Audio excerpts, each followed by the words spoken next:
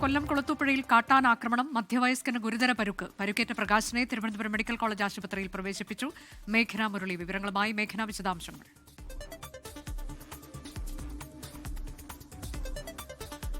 അനുജ, ഇന്നലെ അർദ്ധരാത്രിയോടുകൂടിയാണ് കൊല്ലം കുളത്തൂപ്പുഴയിൽ വീണ്ടും ഒരു കാട്ടാന ആക്രമണം ഉണ്ടാകുന്നത്. 48 വയസ്സുകാരനായ ഡാലിക്കരിക്കകം സ്വദേശി പ്രകാശനാണ് പരിക്കേറ്റത്. ഗുരുതരമായി തന്നെ പരിക്കേറ്റിട്ടുണ്ട് എന്നുള്ളതാണ് ആശുപത്രി വൃത്തങ്ങൾ പറയുന്നത്. തോളെല്ലിനാണ് പരിക്കേറ്റിരിക്കുന്നത്. അതിൽ ദൃക്സാക്ഷികളടക്കം പറയുന്നത് ആന തുമ്പിക്കൈ കൊണ്ട് ഈ പ്രകാശനെ എടുത്തെറിഞ്ഞു എന്നുള്ളതാണ്. അതുപോലെ തന്നെ ഇത് വനാതിർത്തിയാണെങ്കിലും ജനവാസ മേഖലയാണ്. നിരവധി കുട്ടികളും അതുപോലെ തന്നെ നിരവധി കുടുംബങ്ങൾ താമസിക്കുന്ന മേഖലയാണ്. അവിടെ വെച്ചാണ് ഒരു ആക്രമണം ഉണ്ടായിരിക്കുന്നത്. അതിൽ പ്രദേശവാസികളും വലിയ പ്രതിഷേധത്തിലാണ്.